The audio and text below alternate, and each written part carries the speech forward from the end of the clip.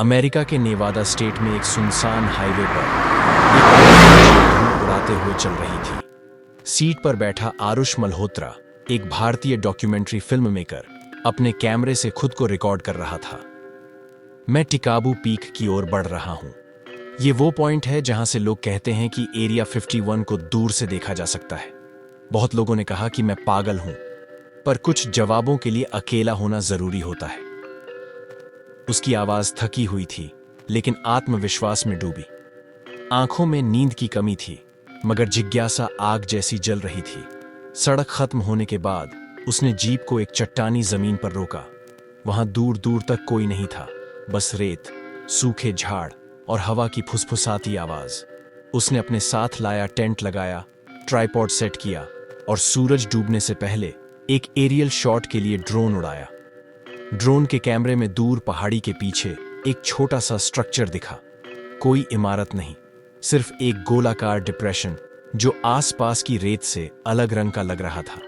लेकिन जैसे ही ड्रोन उस पर झूम करता, कैमरा ब्लैक हो गया। सिग्नल लॉस्ट, स्क्रीन ने कहा। आरुष ने ड्रोन उतारा और खुद वहां जाने का प्लान बनाया, लेकिन रात हो चुकी थी। पहली रात शांति से बीती, या शायद उसे ऐसा लगा। दूसरी दोपहर वो उसी जगह जाता है जहां ड्रोन ने डिप्रेशन रिकॉर्ड किया था। वहां कुछ भी नहीं था, कोई चिन्ह, कोई गड्ढा, सब समतल। पर जैसे ही वो लौटने लगता है, उसे दूर रेत में एक हल्के ग्रे रंग का मेटल गेट दिखाई देता है, आधा जमीन में ढसा हुआ। आसपास कोई टायर मार्क नहीं, कोई इंसानी मौजूदगी के संकेत नहीं। फिर भी दरवाजे पर फिंगरप्रिंट स्कैनर और इंफ्रारेड सेंसर लगे थे, एकदम हाईटेक। उसने दरवाजे को छूने की कोशिश की, तभी स्कैनर अपने आप एक्टिवेट हुआ। आइडेंटिटी कंफर्म्ड, एक रोबोटिक आवाज आई, जबकि उसने कुछ किया ही नहीं। दरवाजा खुल गया। अंदर अंधेरा था।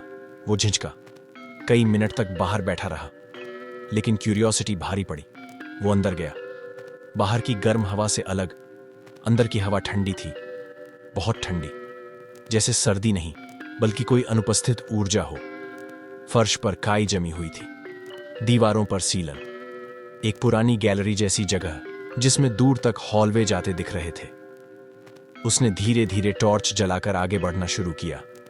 कुछ कदम चलने के बाद दीवारों पर पुरानी मिलिट्री स्टाइल छवियां दिखीं, आदमी, हथियार, प्रयोगशालाएं। लेकिन उनके चेहरे सभी फोटो में घुमा दिए गए थे, या उन पर किसी ने कालिख पोत दी थी। दीवार पर एक जगह लिखा था, 1947 में जो नीचे गया वो इंसान नहीं लौटा। आरुष का दिल धड़कने लगा। अचानक एक दरवाजे से हवा का हल्का झोंका आया, जैसे किसी ने अंदर से खोला हो। वो उस कमरे में घुसा। वहां एक पुराना टीवी था, फ्लिकरिंग स्क्रीन, स्टैटिक, और फिर अचानक उसमें लाइव फुटेज आने लगी। फुटेज उसी हॉलवे की थी जिसमें वो खड़ा था, लेकिन फुटेज में वो अकेला नहीं था। वहां एक और आदमी खड़ा था, बिल्कुल उसी कपड़े में, कैमरा पकड़े हुए, पर उसका चेहरा ब्लर था, जैसे कैमरा उस पर फोकस ही नहीं कर पा रहा।